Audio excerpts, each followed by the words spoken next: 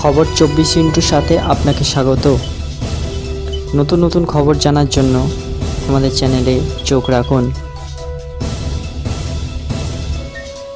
প্রায় 16-17 দিন হয়ে গিয়েছে আটার মেয়াদ উত্তীর্ণ। প্যাকেটের গায়ে বড় বড় করে তার লেখা রয়েছে। অভিযোগ, সেই মেয়াদ উত্তীর্ণ আটাই দেওয়া হচ্ছিল রেশন দোকান থেকেই। আর তা ঘিরে তীব্র উত্তেজনা, বিক্ষোভ দেখাতে শুরু করলেন গ্রাহকরা। পরে ঘটনাস্থলে পৌঁছয় পুলিশ। আটক অভিযুক্ত রেশন ডিলারের ছেলে। ঘটনাটি নদিয়ার কল্যাণী থানার অন্তর্গত গয়েশপুর কাটাগঞ্জ এলাকায়। জানা গেছে, গয়েশপুর থানার অন্তর্গত কাটাগঞ্জ এলাকাতেই রেশন ডিলার রেখা বিশ্বাসের দোকান রয়েছে। তার সরকারি অনুমোদিত ন্যায্য মূল্যের রেশন দোকান রয়েছে। বুধবার সকালে প্রতি সপ্তাহের মতোই গ্রাহকরা রেশন আনতে চান। রেশন দোকান থেকে আটা পান গ্রাহকরা, কিন্তু আটার প্যাকেট হাতে নিয়েই চোখ কপালে ওঠার জোগাড় পেয়েছেন। পরবর্তীকালে তারা দেখেন সেই আটা সম্পূর্ণ মেয়াদ উত্তীর্ণ।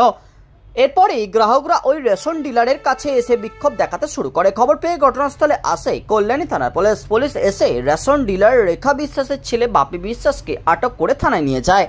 এ বিষয়ে রেশন ডিলার রেখা বিশ্বাসের বৌমা সুজাতা বিশ্বাস বলেন, প্রতি মাসে আমরা যে দ্রব্য গ্রাহকদের সরবরাহ করি, অবশিষ্ট যদি কিছু বেঁচে থাকে তা আমরা রিটার্ন করে দিই। কিন্তু গত মাসে যে জিনিসগুলো বেঁচে ছিল সেগুলো ফেরত দেওয়া হয়নি, যার কারণে ভুলবশত এই মাসে গ্রাহকদের দিয়ে দেওয়া হয়েছে।